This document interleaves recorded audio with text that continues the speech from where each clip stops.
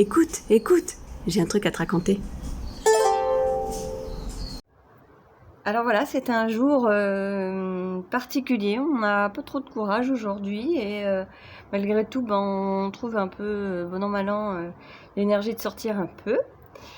Mais la surprise est grande en rentrant dans le quartier de Faha où on habite, là, chez papy-mamie, quand à un moment donné, quelqu'un vient me voir. Elle me dit, en fait, j'ai une cousine qui voudrait confier son bébé. Alors je suis un peu entre excitation et magie. Je lui dis attends une minute, je vais vite chercher mon mari.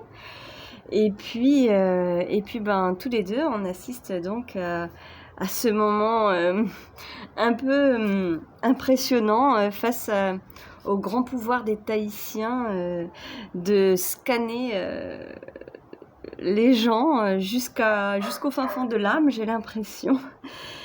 Dans un intense silence, avec un regard qui transperce. On se sent nu face à elle et puis elle nous pose quelques questions, dont la fameuse question fille ou garçon, à laquelle on répond comme à chaque fois, un bébé en fait. Nous, on est venu chercher un bébé, peu importe. Et puis, elle prend son téléphone, elle appelle sa cousine, et puis là, je ne sais pas trop ce qu'elle se raconte, on comprend pas tout, il y a un peu de tahitien, un peu de français, voilà. Et puis, la seule chose que je comprends, c'est oui, eux c'est sûr, oui, eux c'est sûr.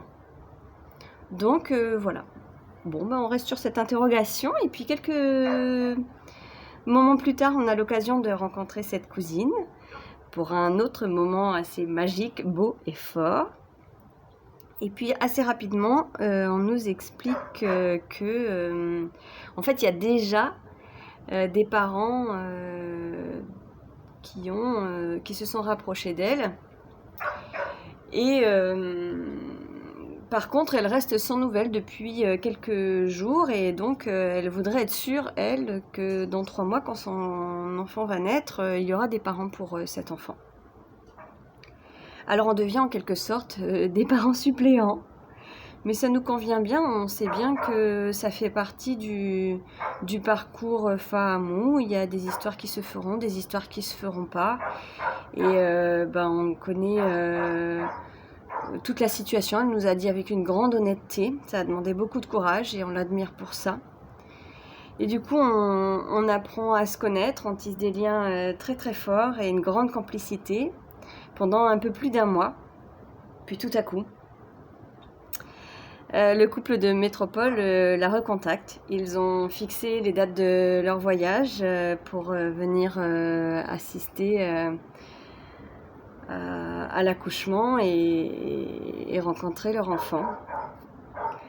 Alors, avec beaucoup d'amour et de paix, pour la laisser faire le mieux pour son enfant, on se retire un peu et on soigne un petit peu notre malheur à nous.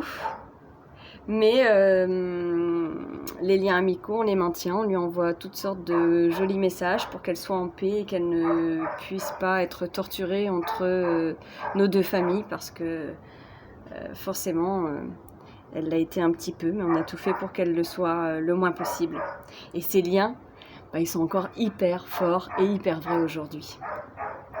Une vraie amie pour la vie. Elle et toute sa famille.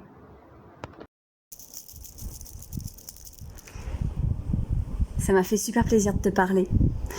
Merci et à bientôt.